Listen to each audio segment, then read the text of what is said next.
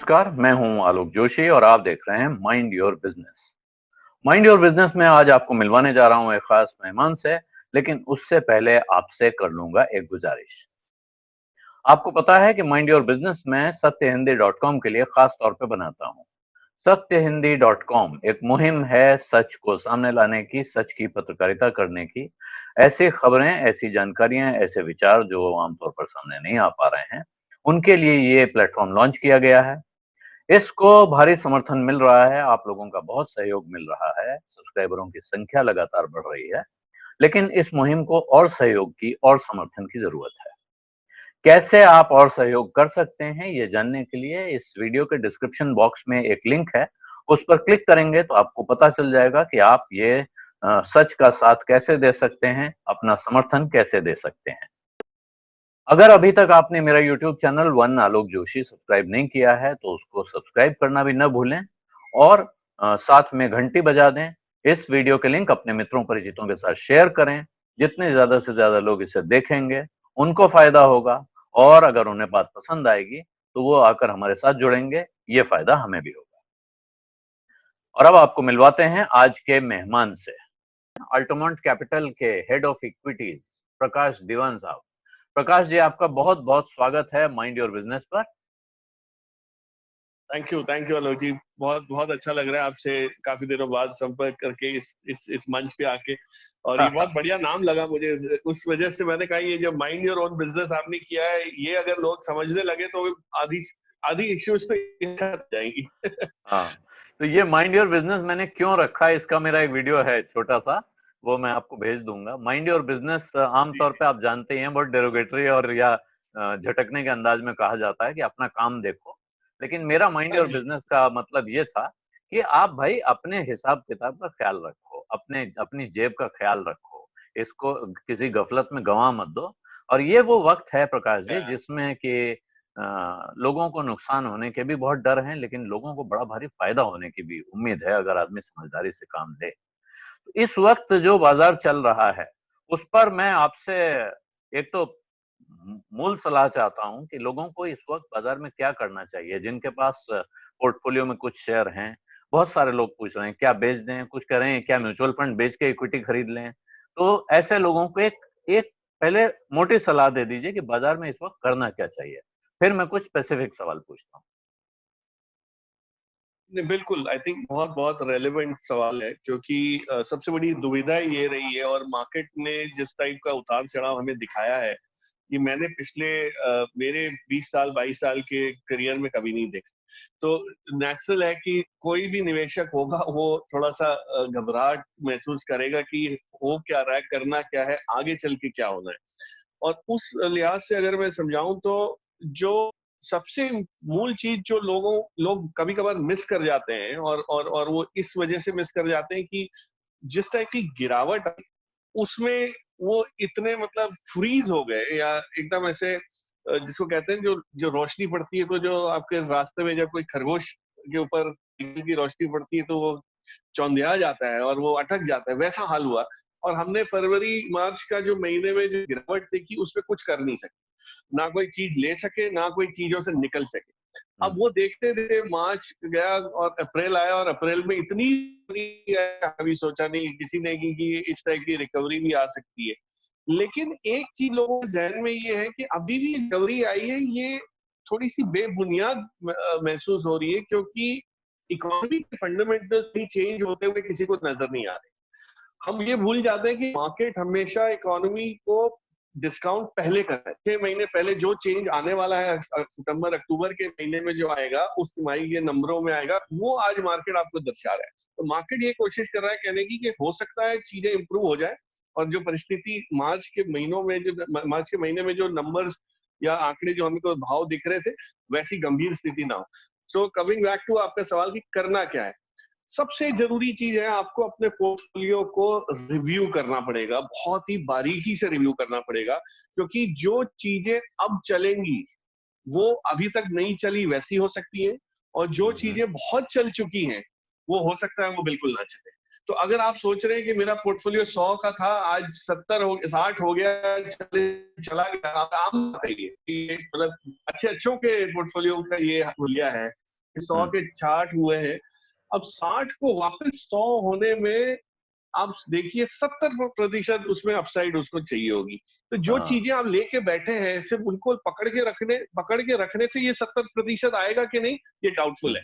सो उसलिए इस लिहाज से मैं कह रहा हूँ कि पोर्टफोलियो का रिव्यू कर, प्रोफेशनल हेल्प ले ली, चाहे आप किसी से। और हम लोग ये काफी हमने बहुत काम किया है इस पे। नए स्टॉक्स किसी को दिलाने या नए कैश डिप्लॉयमेंट की तो बात की रही, लेकिन जिसका आज एग्जिस्टिंग हाल जो है, जो बुरा हाल है, उसमें से उसको कैसे निकलना या निकालने की बीमा पानी, ये बहुत जरूरी हो जाएगा। तो I would my single biggest piece of this thing is कि आप लोगों से एक ही गुजारिश है कि आप अपने पोर्टफोलियो को रिव्यू करें, उसको एक इग्नोर करके छोड़ दें, लॉन्ग टर्म का है करके ये मत करें। ओके, तो आपका कहना है बहुत बारीकी से देखें। अब बहुत सारे लोग जैसे सवाल पूछ रहे हैं इस वक्त, और मैं इंडिविजुअल स्टॉक्स पे फिर आपसे बात करूंगा, तब मैं वो पूछ लूंगा। मैं किसी दिन एक दिन और आपसे वक्त मांगूंगा। लेकिन ये सलाह सही है कि अपने एक एक शेयर को आपको रिव्यू करना होगा, किसी सलाहकार के साथ बैठकर बात करनी होगी। जरूरी, अगर आप खुद एक्सपर्ट हैं, आप रिव्यू कर सकते हैं तो बहुत अच्छी बात है, अपना रिसर्च जानते हैं। लेकिन अगर नहीं जानते हैं तो किसी एक्सपर्ट की सलाह लें। ये जो व्हाट्सएप पर टिप्स आते हैं या किसी भी बिल्कुल। चैनल पर कुछ भी देखकर अपने अपने पोर्टफोलियो का मूवमेंट मत करें। या हो सकता है किसी शेयर पर वहां राय दी जा रही है, किसी एक व्यक्ति को किसी परिस्थिति में कोई राय दी जाती है, कोई किसी जगह कोई शेयर आज खरीदने के लिए बताया जा रहा है, वो हो सकता है आज दिन भर में चल चला के बंद हो जाए, और आप उसको अपने पोर्टफोलियो में लॉन्ग टर्म के लिए लेके बैठे रहेंगे तो आप अपने हाथ जलाएंगे। तो जो प्रकाश जी कह रहे हैं, ये बहुत बहुत समझदारी की बात है कि आपके लिए जरूरी है कि आप अपने अभी नए खरीदने के चक्कर में पड़ने से पहले जो आपके पास है उसके बारे में विचार करें। जैसे प्रकाश जी, एक बड़ा सवाल बहुत सारे जी लोग पूछ रहे हैं और तमाम लोगों का कहना है कि साहब हमने बड़े ऊंचे भाव पर यस बैंक खरीद रखा है, अब उसका क्या करें? क्या ये यस बैंक को बेचने का सही समय है?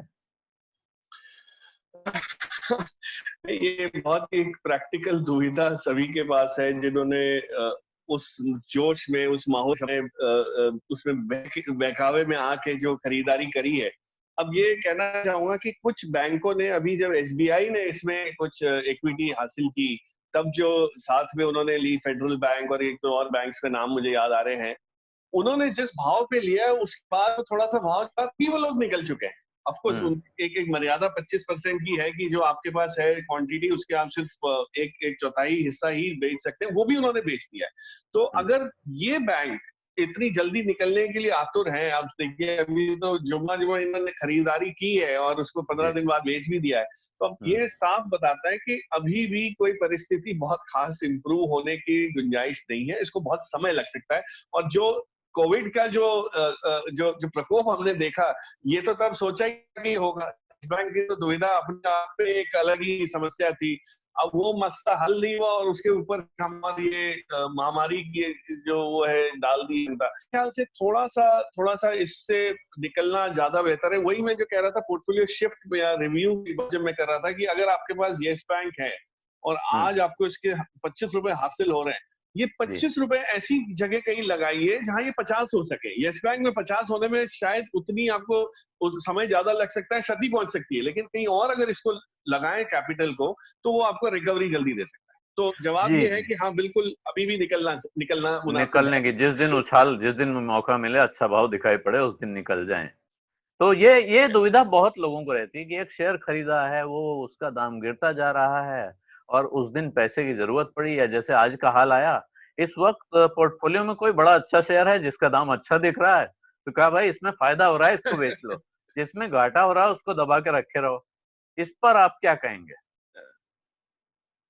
ये बहुत नॉर्मल ह्यूमन बिहेवियर है। इसमें एक सामान्य आदमी की सोच हमेशा ही रहती है कि जहां प्रॉफिट मिल रहा है वो तो ले लो, और जो नुकसान है वो जिसको कहते हैं स्टॉक मार्केट की, उसको गले बनना अभी तक नहीं सीखा हमने। तो लॉस जो बुक करने की जो ताकत है या एक डिसिप्लिन है, वो जल्दी आता नहीं है कि अब हम सारे टाइम एक ऑप्टिमिज्म की तरफ से देखते हैं मार्केट को कि इसका भी भाव आ जाएगा। तो मैं को समझा रहा था शुरुआत में कि 100 के 60 हो गए, अब 60 के 100 होने में 70% आपको इम्प्रूवमेंट दिखना चाहिए, तब जाके होगे। अब वो मैथमेटिकली 40 की गिरावट और 70 की बढ़त, ये तो मतलब पहले ही आपके अगेंस्ट है, जो फॉर्मूला है वही आपके अगेंस्ट चल रहा है, तो आपको ऐसे स्टॉक में बहुत जरूरत पड़ेगी। तो लॉस अगर हो रहा है तो वो ना सोचिए। आज जो पोर्टफोलियो की वैल्यू है जो 60 रुपए है, उसको आप पहले इंपॉर्टेंस दीजिए, उसको आप अपने जहन में उतारिए कि हाँ 60 rupees is what I own. अब वो लॉस कितना है उसको गिनती करेंगे तो आप कुछ डिसीजन नहीं, लेकिन जो 60 रुपए को हमें कैसे अपने इसको बढ़िया से बढ़िया तरीके से कैसे डिप्लॉय कर सकता हूँ, वापस पोर्टफोलियो क्रिएट कर सकता हूँ, जो गलतियां की है वो ना करूं, नई गलतियां करूं बेशक, लेकिन पुरानी गलतियां वापस दोहराऊं नहीं, और नया पोर्टफोलियो क्रिएट करूं, तब जाके तो जवाब ये है कि ये बिल्कुल प्रॉफिट बुक करना और लॉस को दबा के रखना या साइड में हटा देना, इससे आपका पोर्टफोलियो की जो क्वालिटी है वो और भी बिगड़ती जाएगी।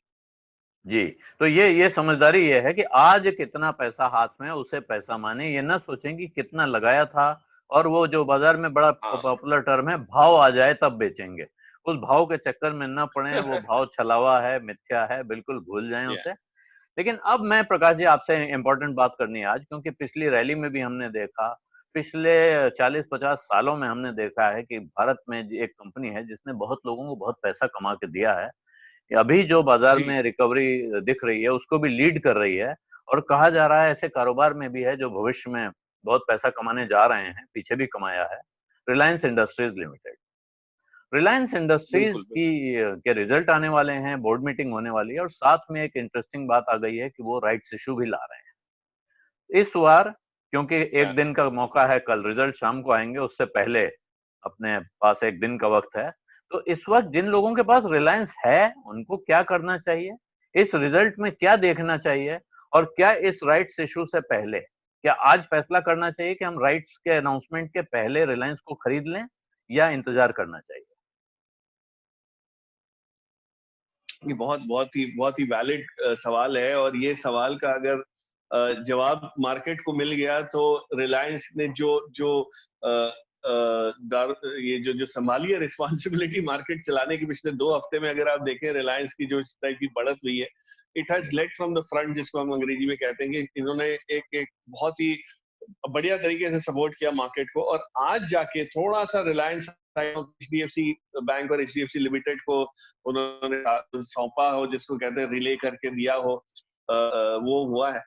अब ये राइट्स इश्यू आने के साथ साथ रिजल्ट्स जो आएंगे उसमें एक चीज इंपॉर्टेंट है, और मैं काफी क्वार्टर से रिलायंस के रिजल्ट्स इवैल्यूएट करता आया हूँ और शेयर करता आया हूँ। मुझे ये लग रहा है कि जो पेट्रोकेमिकल वाला जो बिजनेस है, जो एक्चुअली थोड़ा सा जिसमें काले बादल छाए हुए हैं, काफी समय से प्रेशर है मार्जिन का, ग्रोथ का, और क्रूड के भाव को लेके जो इन्वेंट्री में जो लॉसेस हो सकते हैं, उनको देखते हुए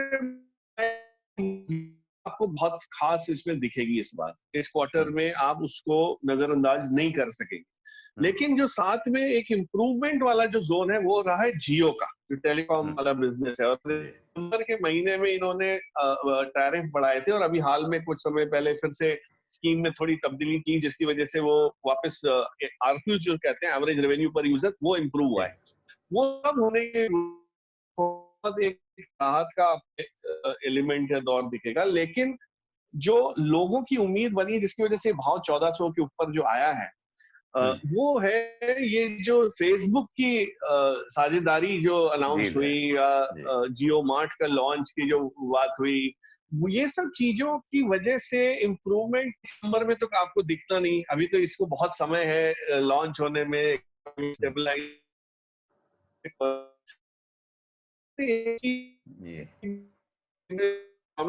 कि हम हमारा कर्ज कम करेंगे, नेट डेट लेवल जो है उसको हम फ्री हो जाएंगे। यहाँ पे प्रकाश जी थोड़ा सिग्नल ड्रॉप हो गया, तो आपकी आवाज बीच का एक हिस्सा पूरा चला गया है। आपने एक जगह कहा, जहां मैं कुछ हिस्सा रिपीट करता हूँ, लेकिन जहां तक आपने कहा कि देखिए पेट्रोकेमिकल और पेट्रोलियम बिजनेस पर तो असर दिखेगा ही, क्योंकि पूरी दुनिया में क्रूड का भाव गिर रहा है, यहाँ पेट्रोल बिक नहीं रहा है, ये भी एक मूल पहला सवाल यही है कि क्या पेट्रोलियम बिजनेस पे कितना इम्पैक्ट दिखेगा जो उनका कोर बिजनेस अभी तक रहा है। दूसरा, जिनको अब वो सनराइज बिजनेस के तौर पे देख रहे हैं, नए धंधे जो उनके खड़े हो रहे हैं, उनको कैसे देखेंगे, और इस रिजल्ट में आप कहां ज्यादा नजर रखेंगे? इस रिजल्ट में ऑयल एंड केमिकल बिजनेस की जो गिरावट है वो तो एक एक्सेप्टेड फैक्ट है, लेकिन उसको कैसे कॉम्पेंसेट आरपीयू के इम्प्रूवमेंट से कॉम्पेंसेट हो सकेगा जो टेलीकॉम या जियो के बिजनेस से, जियो के कारोबार से, वो बहुत महत्व रखता है, क्योंकि आगे चल के सारा जो भार है वो जियो के कंधे पे उठाया जा रहा है। जियो पे उस पे बोलिए या रिटेल पे बोलिए, जो न्यू एज बिजनेस है जो आपने कहा, अब ये नए बिजनेसेस एस्टैब्लिश तो हो चुके हैं, लेकिन ये कब रफ्तार पकड़ेंगे और स्केल अप होंगे, ये थोड़ा सा अभी देखना बाकी है। और जो फेसबुक के साथ साझेदारी अनाउंस हुई है, उसका जो इम्पैक्ट है उसको एटलीस्ट आपको 1 साल 1.25 साल और लगेगा for the revenue to start flowing. तो वो उसको हम लोग फैक्टर कर नहीं सकेंगे, सिर्फ जियो के ऊपर हम डिपेंडेंट है। तो अगर इस बार आप नंबर पे जाएं तो मेरे हिसाब से जो नुकसान पेटकेम और ऑयल रिफाइनिंग साइड में से आएगा, उसको अगर जियो कॉम्पनसेट भी कर ले और बराबर की एक समता बनाए रखे, तब भी वो पॉजिटिव माना जाएगा।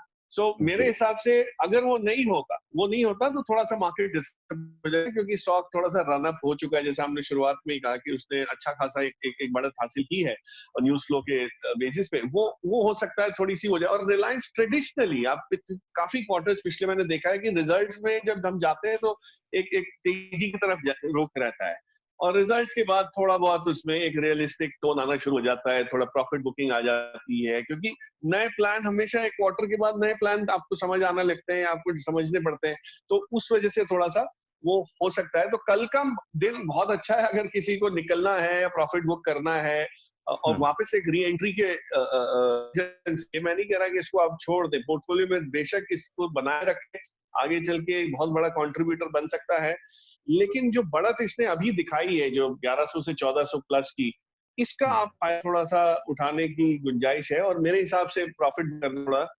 एक जायज वो स्टेप रहेगा। तो आप कह रहे हैं अगर कोई लोग प्रॉफिट बुक करना चाहते हैं तो कल सुबह उनके लिए अच्छा मौका होगा, रिजल्ट आने के पहले, कल दिन में जिस वक्त भी उन्हें अच्छा भाव दिखाई पड़े ये। और राइट्स इशू जो है इसको कैसे देख रहे हैं? बहुत से लोग, अब ये सवाल, एक सवाल तो आपने बता दिया कि मेरे पास है तो कल एक मेरे पास प्रॉफिट बुकिंग का मौका है, बाद में नीचे मिल जाए तो री एंट्री कर लूं। लेकिन बहुत लोग कह रहे हैं भाई राइट्स इशू आने वाला है, राइट्स के पहले राइट्स मिलते हैं, तो क्या अपने को इस समय रिलायंस खरीद लेना चाहिए? वो खरीदने का फैसला कब करना चाहिए? और राइट्स के अनाउंसमेंट में आप क्या चीज, क्या बारीकी देखेंगे? नहीं, सो राइट्स इशू का अनाउंसमेंट थोड़ा सा अनएक्सपेक्टेड सा आया। हम किसी ने भी मार्केट में उम्मीद नहीं की थी कि इस स्टेज पे कैपिटल डाइल्यूशन या कैपिटल रेजिंग की बात होगी, लेकिन एक तरह से अगर आप इसका गणित देखें तो वो कंपनी के लिए फायदेमंद इसलिए है कि आप उससे लेके अपना कर्ज कम कर रहे हैं। जो पहले बाकी के तरीके अपना रही थी कंपनी, अरामको से बातचीत चल रही थी, सब हो सकता है माहौल जियोपॉलिटिकल इश्यूज इतने हो चुके हैं कि वो शायद मुमकिन ना लग रहा हो, तो इन्होंने अपने प्लान बी को एक्टिवेट करा है। जैसे एक तो 40,000 करोड़ के करीब फेसबुक से आ जाएगा और आपके पास थोड़ा बहुत ये राइट्स इशू से आ जाएगा। तो राइट्स इशू में दो चीजें आपको खास ध्यान देनी है कि एक तो क्या मात्रा में राइट्स इशू आ रहा है, मतलब ये बहुत जरूरी है कि डाइल्यूशन कितना हो रहा है। हाँ, कितने शेयर और आएंगे। मेरे ख्याल से ये 3 दशकों के बाद राइट्स इशू आ रहा है रिलायंस का, तो फंड रेजिंग का मौका ऐसा कोई आया नहीं है, कोई ट्रेंड हमको नहीं समझ आ रही कि पिछली ऐसा हुआ था इस बार होगा, क्योंकि काफी अंतराल इसमें रहा है। अब ये जो क्वांटम है नंबर ऑफ शेयर्स का, ये अगर आपको बताता है कि 50-60 हजार करोड़ की मेरे ख्याल से उम्मीद है कि हो सकता है एनीवेयर बिटवीन 50 to 60,000 करोड़ का वो आए, और किस रेट पे आएगा। सिर्फ शेयर, नंबर ऑफ शेयर से तो काम बनेगा नहीं कि आप ला रहे हैं 1100 पे ला रहे हैं, आप 1000 पे ला रहे हैं, ये मतलब ये भी एक पेचीदा वो सवाल रहेगा। तो डाइल्यूशन की जो रेंज है मेरे हिसाब से a good price would be 1150, 1160, 1170 के आसपास अगर ये आता है तो ये एक बहुत बढ़िया वो रहेगा, क्योंकि कंपनी के लिए जो वैलिड माना जाएगा कि इक्विटी रेज की और अच्छे प्रीमियम पे रेज की। अगर से नीचे आता है तो थोड़ा सा डेस्परेशन का एक माहौल भी बनता हुआ दिखेगा, और लोग इसको इंटरप्रेट करने में थोड़ी अलग एक सोच लगा सकते हैं। बट राइट्स के लिए शेयर लेना ये मैं नहीं रेकमेंड करूंगा, ये आप तभी करेंगे जब राइट्स अनाउंस हो जाए। सो आपको राइट्स का अगर लेना है तो वो शुक्रवार को लेना है कि रिलायंस का शेयर हमको राइट्स की वजह से खरीदना है, राइट्स में पार्टिसिपेट करना है।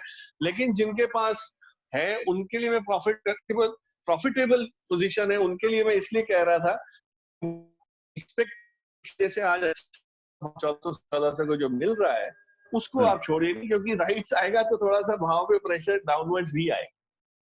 तो मतलब आपका कहना है जिनके पास हैं वो इसका फायदा उठा सकते हैं। मैं थोड़ी माफी चाहता हूं जी दर्शकों से कि ये बीच बीच में प्रकाश जी की आवाज कट जा रही है, तो इसलिए मैं कोशिश करता हूं कि वो बात जो कह गए हैं उसको मैं दोबारा बोल देता हूं।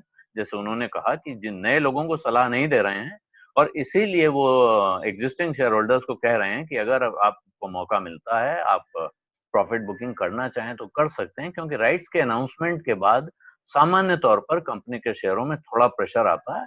उस वक्त आपको दोबारा एंट्री का मौका मिल जाएगा।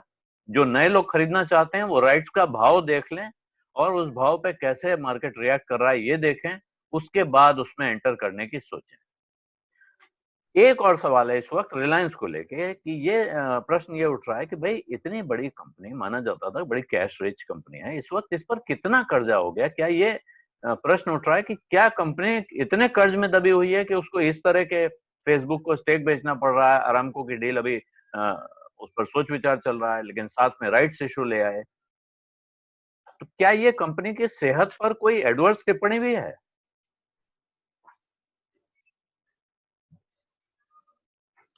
नहीं, इसमें इसमें मेरी टिप्पणी इस पे रहेगी आलोक जी, सिंपल ये है कि कंपनी अपने आप को ये चीज कर रही है, अपनी ताकत बनाने की कोशिश करी कि बैलेंस शीट मजबूत रहे, क्योंकि ये जो परिस्थिति आगे चल के होगी इसमें मजबूत बैलेंस शीट वाले ही प्लेयर्स आगे चल के जीत हासिल कर पाएंगे, मार्केट शेयर का इंप्रूवमेंट हासिल कर पाएंगे।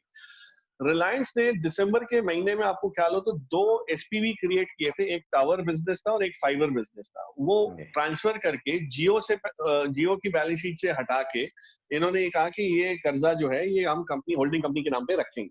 अब वो अगर बेच पाएंगे, अगर उसको जिसको हम कहते हैं मोनेटाइज कर पाएंगे, कोई तरीके से कोई नया बायर ला सकता है, कोई खरीदार ला सकते हैं, तो वो डेट अगर हट जाएगा तो ये सारी समस्याएं घट सकती है। क्योंकि जो बड़ा कर्जा आया है वो रिफाइनिंग बिजनेस की वजह से नहीं आया है। 2 साल पिछले 2-2.5 साल में इन्होंने जो पैसा बटोरा वो डेट में वो जियो को बड़ा करने में, जियो को ग्रो करने में यूज किया, ये बहुत तेज रफ्तार से किया। आज 2 साल पहले जियो ही नहीं था, आज तो सबसे बड़ा प्लेयर या फास्टेस्ट ग्रोइंग प्लेयर हो चुका है। तो उसको एक्सपेक्ट करने के लिए रखा है। और एक चीज ये कहना चाहूंगा कि फेसबुक के साथ जो डाइल्यूशन हुआ है या जो साझेदारी हुई है उसमें टेक्नोलॉजी बहुत है। उनको जो व्हाट्सएप के यूजर बेस का फायदा होगा उसको उनकी पहुंच बढ़ाने के उसमें लक्ष्य से वो कर रहे हैं, नॉट नेसेसरी सिर्फ पैसा लाने के। वो एक वैल्यूएशन तो एक बोली लग गई, आज आपका भाव लग गया, ये एक चीज आपने हासिल की, वो बाई प्रोडक्ट। लेकिन आज फेसबुक के आने से जो आपके पास एक क्षमता बनी आपकी, वो एक बहुत इरिप्लेसेबल वो रहेगी। ई कॉमर्स में जाने के लिए दोनों प्लेयर्स के लिए इनफैक्ट वो बढ़िया विन विन सिचुएशन उन्होंने क्रिएट की है। वो उसके लिए दाद देना चाहूंगा कि दोनों प्लेयर्स ने सोच समझ के एक ये साझेदारी का ऐलान किया और टाइमिंग के हिसाब से किया। और आगे चल के ई कॉमर्स और खास करके हमारे नजदीकी जो ग्रोसरी स्टोर्स जो हैं उनको आप नजर, ये थोड़ा सा हिस्सा आपका आप कह रहे हैं जो आखिर में जाके आपने कहा कि आगे जाके ई कॉमर्स और जो आपके नजदीक के ग्रोसरी स्टोर्स हैं इनका नेटवर्क बनाने का जो प्लान है उसको आप नजरअंदाज नहीं कर सकते हैं, और वो शायद इस कंपनी की योजना भी है। और फेसबुक इस धंधे का बड़ा भारी ग्लोबल प्लेयर है। रिलायंस के पास भारत के सबसे बड़े बाजार में इस वक्त सबसे बड़ी कम्युनिकेशंस कंपनी है। और जो आपने भी देखा होगा मार्केट में कहा यह जा रहा है इस वक्त, अभी एक मॉर्गन स्टैनली की रिपोर्ट आई है, कम्युनिकेशन सर्विसेज कंपनी अब आगे का उनको दिख रहा है कि उनमें काफी तेज बिजनेस होने जा रहा है। तो मैं अब क्या, रिलायंस एक समय रिलायंस कपड़ा बनाने वाली कंपनी होती थी, कपड़े वाली कंपनी से वो पेट्रोलियम कंपनी तक बन गई। पेट्रोलियम के बाद मुकेश भाई ने कहा data is the new oil. तो अब क्या वो पेट्रोलियम कंपनी उसका एक छोटा सा हिस्सा रह जाएगी और ये एक बड़ी कम्युनिकेशन कॉन्ग्लोमरेट में कन्वर्ट हो रही है? हमको इसको एक टेलीकॉम कंपनी की तरह ज्यादा देखना पड़ेगा आने वाले समय में? Absolutely absolutely. और ये जो इन्वेस्टर्स में जो इतना उत्साह दिख रहा है रिलायंस को लेके, वो इसी वजह से है कि एक बोरिंग हाइड्रोकार्बन बिजनेस जो हुआ करता था, कपड़ा बनाने का तो बिजनेस होता तो शायद आप इसको कब से भूल गए हो कि हम देखा है टेक्सटाइल कंपनियों का क्या हाल हुआ है। जी। लेकिन जो ऑयल एंड गैस में ये जो लीडरशिप इन्होंने हासिल की, वो स्केल की वजह से की, इतनी बड़ी हम्म, क्षमता जो इन्होंने की वजह से की, वो भी रिटेलिंग में फिट रहे। तेल की बिक्री में हो, या ये जो पेट्रोल पंप्स इन्होंने बनाए हैं उसमें है, पेट्रोकेमिकल्स वाले सेगमेंट में हो जहाँ प्लास्टिक्स और पॉलीमर्स बनते हैं, तो वो सब बिजनेसेस प्रॉफिटेबल अच्छे खासे रहेंगे, स्टेडी स्टेट उसमें रहेंगे। लेकिन वहां पे अलग जी एक ग्रोथ आना, हम्म, प्लास्टिक का उपयोग जैसे अगर कम होना शुरू हो जाता है, कोई सरकार ऐसा कोई ऐलान कर देती है कि आप कल से प्लास्टिक नहीं यूज करेंगे फला फला हम्म, चीजों में, तो इसका असर काफी कुछ पड़ सकता है। और ग्लोबली ये होने का हमेशा डर रहा। तो जो मुकेश जी ने जो जो डिवर्सिफिकेशन किया है और एक नया रुख जो इस कंपनी को दिया है, बिजनेस को दिया है, वो आई थिंक बहुत ही आगे चल के ग्रोथ उसके में अच्छी खासी रहेगी। इसलिए मैंने पहले कहा था रिलायंस पोर्टफोलियो में जरूर लेना है, लेकिन हम्म, किस भाव में लेना है ये आपको सोच समझ के करना है। लेकिन पोर्टफोलियो में अगर आप रखेंगे तो यहाँ से ये 2 गुना 2.5 गुना जरूर हो सकता है। मैंने पिछले साल वैलेंटाइन के दिन इनफैक्ट इसका चयन किया था एज वैलेंटाइन स्टॉक, और वहां से हम्म। इसने 50% का अपसाइड भी दिखाया आपको एक साल में। तो ये तो इससे मोहब्बत प्यार करें, कभी कभार इसको बाहर घूमने जाने दें, वापस आने दें, लेकिन पोर्टफोलियो में जरूर इसकी जगह बनाए रखें। जी, तो ये बहुत इंटरेस्टिंग बात आपने कही। इस वक्त आप कह रहे हैं रिलायंस अगर जरूरत है, आपको लगता है प्रॉफिट बुकिंग करना चाहें तो प्रॉफिट बुकिंग हो सकती है। और आपने कहा कि इसको आपने पिछले साल वैलेंटाइन स्टॉक बताया था। इस वक्त कहते हैं, देखिए जो बड़ा संकट होता है उस वक्त मोहब्बत भी बहुत कीमती चीज होती है। तो इस कोविड संकट में कोई ऐसा वैलेंटाइन स्टॉक जिससे इंसान को मोहब्बत करनी चाहिए, आप बताना पसंद करेंगे लोगों को कि इस वक्त कहीं पैसा लगाना है तो वो इंसान कहाँ लगाए और कितना लगाए? क्या पूरा एक साथ लगा दे या थोड़ा-थोड़ा करके लगाए? नहीं, मेरे ख्याल से जो माहौल है इसमें अलग ही दवाइयों के आजकल गुणगान तो सबसे ज्यादा हम फार्मा कंपनीज के ही सुन रहे हैं, क्योंकि आपके पास खाने पीने की रहने की सुविधा जरूर है, लेकिन जो दवाइयों की डिपेंडेंस है उसको आप इग्नोर नहीं कर सकते। तो मेरे ख्याल से फार्मा बास्केट बनाए, उसमें मेरे ख्याल से अच्छा खासा वो रहेगा। और मैं बास्केट का शब्द का इस्तेमाल इसलिए कर रहा हूँ कि कौन सी एक कंपनी चलेगी ये कहना फार्मा में बहुत मुश्किल है। बहुत और मुश्किल फार्मा है। बहुत ही डाइवर्स प्ले माना जाता है। कई फार्मा फंड्स भी हैं, म्यूचुअल फंड्स भी हैं जो हुँ, हेल्थ केयर फंड या फार्मा फंड है, जिसमें एपीआई, जेनेरिक, हुँ, हॉस्पिटल, लैब सब कुछ आ जाता है, डायग्नोस्टिक सब कुछ है, तो उसका हुँ। वो भी ले सकते हैं। मेरे ख्याल से रिटेल निवेशकों के लिए वो एक बेहतर स्ट्रैटेजी रहेगी, कोई आपकी कि आप नज़र में अगर बास्केट। प्रकाश जी हो सीधा बता सकें अगर कि ये वाला फंड तो बहुत अच्छा रहेगा और दूसरा जो आप बास्केट बता रहे हैं उसकी कंपनियों के नाम कुछ ले दें? देखिए, अगर आप डायरेक्ट बास्केट बनाने की कोशिश करें तो 4-5 नाम जो मेरे जहन में आए हैं, जो जो परफॉर्म कर पाएंगे, अच्छी तरह आउट परफॉर्म कर पाएंगे, उसमें एक ऑफ कोर्स अजंता फार्मा है। हुँ, एक आपके पास बायोकॉन है जो बहुत ही नए टाइप के ड्रग्स का काम वो कर कर रहा रहा है। है, जी। रिसर्च कर काम आ रहा है, उसमें आपको बहुत प्रोग्रेसिव न्यूज मिलेगी। तीसरी ऑफ कोर्स एक छोटी सी कंपनी है जेबी केमिकल्स करके, जो एपीआई में बहुत सक्षम, हुँ, एपीआई वाले सेगमेंट में। और फार्मा से थोड़ा सा हट के एक कंपनी है अतुल लिमिटेड, अभी हाल ही में इसके रिजल्ट्स भी हाँ, आए थे, मेरे ख्याल से कल ही रिजल्ट्स आए थे।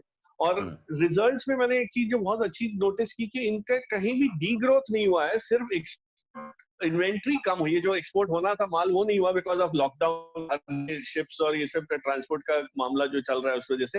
बट आज भी इस कंपनी की ये क्षमता है कि जब कैचअप करेंगे तो ये वापस इसको करेंगे। और ये सस्ते में जब चीजें मिलती है तो कोई गिरावट में तो आप इसको लेके रखिए, क्योंकि इनके माल को हमेशा डिमांड रहेगी और लेने वाले इनके लिए रहेंगे। तो इस टाइप की जो कंपनीज है इसका एक आप बनाइए, ताकि रॉ मटेरियल, फिनिश गुड हुँ, और रिसर्च तीनों का आपने वो करा। और अगर पूरी फंड तरह। लेना चाहे तो एक डीएसपी का मेरे ख्याल से एक बहुत अच्छा फंड मैंने देखा था, जिसका पोर्टफोलियो काफी बैलेंस सा लगा मुझे। हुँ, डीएसपी का एक फार्मा फंड था, तो मुझे उसका एनएवी फार्मा या नाम health care? Exactly. DSP health care हाँ, फंड है या बट डीएसपी फार्मा फंड है? जी है, एक एक वही तो डीएसपी वाला जो फंड है वो देखा जा सकता है, वो काफी तो उसका अंडरलाइन पोर्टफोलियो मुझे काफी पसंद जी। तो प्रकाश जी, ये बहुत अच्छी बातचीत रही। आपका बहुत-बहुत धन्यवाद और मैं आपको फिर एक बार तकलीफ दूँगा रिलायंस का रिजल्ट आने के बाद, जब राइट्स इश्यू के डिटेल्स सामने आ जाएँगे, तो फिर मैं है। जी आपसे जी। संपर्क करूँगा और फिर हम लोग बात करेंगे दर्शकों के लिए। और दर्शकों से मैं आग्रह करूँगा इस वक़्त कि आप इस वीडियो के लिंक अपने मित्रों परिचितों के साथ जितने ज्यादा से ज्यादा शेयर कर सकते हो करें। ये प्रकाश जी की बातें सुनने में आनंद भी आता है और ज्ञान भी प्राप्त होता है। और माइंड योर बिजनेस आप जानते हैं कि मैं सत्यहिंदी.com के लिए खासतौर पर बनाता हूं, वहां आप इसे देखते हैं। और अगर मेरा चैनल वन आलोक जोशी अभी तक आपने सब्सक्राइब नहीं किया है तो सब्सक्राइब का बटन दबाना ना भूलें, साथ में घंटी बजा दें यानी नोटिफिकेशन आइकॉन भी दबा दें, ताकि नया वीडियो आने पर आपको खबर मिल जाए। जब मैं लाइव आऊं तब आपके फोन पे घंटी बज जाए। धन्यवाद, नमस्कार, अपना ख्याल रखिए। और इस मौके में, इस माहौल में किसी की मदद करने का कोई मौका आपके सामने आता है तो उसको हाथ से जाने ना दें। लोगों को मदद की, सहारे की बहुत जरूरत है। आपकी थोड़ी सी मदद किसी के लिए बहुत बड़ा सहारा बन सकती है।